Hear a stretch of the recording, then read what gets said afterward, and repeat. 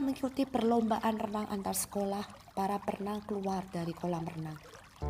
Lalu di tengah-tengah orang banyak yang saling memberikan salam satu dengan lainnya, ada seorang bapak yang berkata kepada salah satu perenang yang mengikuti perlombaan renang hari itu, "Gerakan berenangmu masih harus dipoles lagi."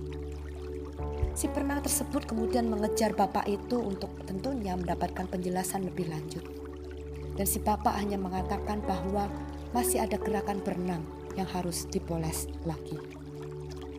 Bulan berikutnya ia kembali mengikuti perlombaan, dan setelah menyelesaikan perlombaan tersebut, matanya tertuju langsung kepada bapak yang pernah memberikan kritikan kepadanya di bulan yang lalu. Sampai bapak itu merasa canggung dan menundukkan kepalanya. Sewaktu bersalaman, bapak itu berkata, "Apakah Anda marah kepada saya? Kalau tidak, mengapa Anda melihat saya dengan tatapan tajam?" Si perenang pun tidak bisa berkata apa-apa.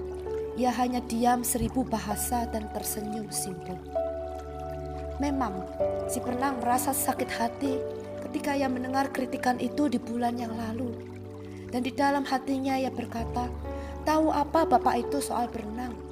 Belum tentu juga ia bisa berenang." Esok harinya, si perenang merasa tidak tenang dan akhirnya ia berhasil untuk menghubungi bapak tersebut. Dengan tulus bapak tersebut memberikan masukan bahwa gerakan berenangnya itu masih harus diperbaiki. Coba perhatikan gerakan kaki dan tanganmu.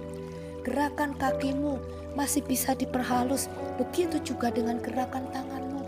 Dan dia juga memberikan masukan-masukan yang lain dengan begitu detail. Ketika si perenang mendengarkan semuanya itu, dia sungguh kagum karena ini ada sebuah masukan yang sungguh amat sangat luar biasa.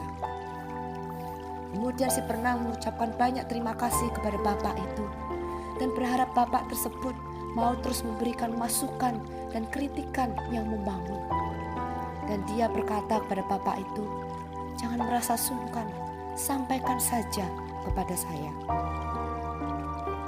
Bulan depannya si perenang kembali mengikuti perlombaan. Lalu ia mempersiapkan dengan baik dan memperhatikan gerakan tangan dan kaki dari para perenang dunia. Dia berlatih dengan tekun dan terus berlatih setiap hari.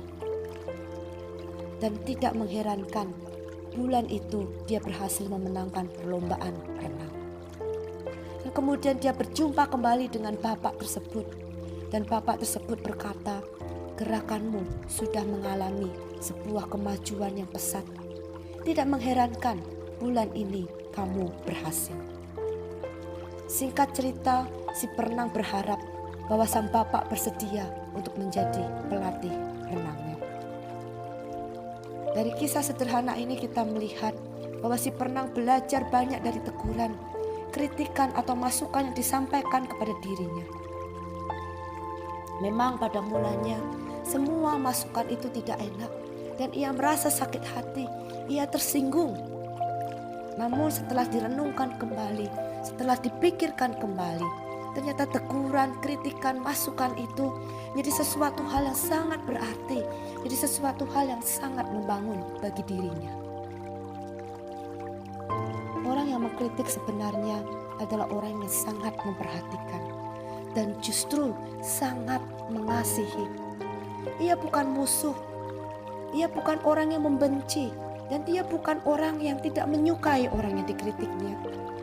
Justru sebaliknya, ia adalah sahabat yang baik, yang menginginkan orang yang dikritiknya dapat berkembang dengan lebih baik dan lebih baik lagi. Kita bersyukur untuk orang yang memberikan teguran tepat pada waktunya. Amsal 25 ayat 12 berkata, "Teguran orang yang bijak adalah seperti cincin emas dan hiasan kencana untuk telinga yang mendengar." Tuhan Yesus memberkati.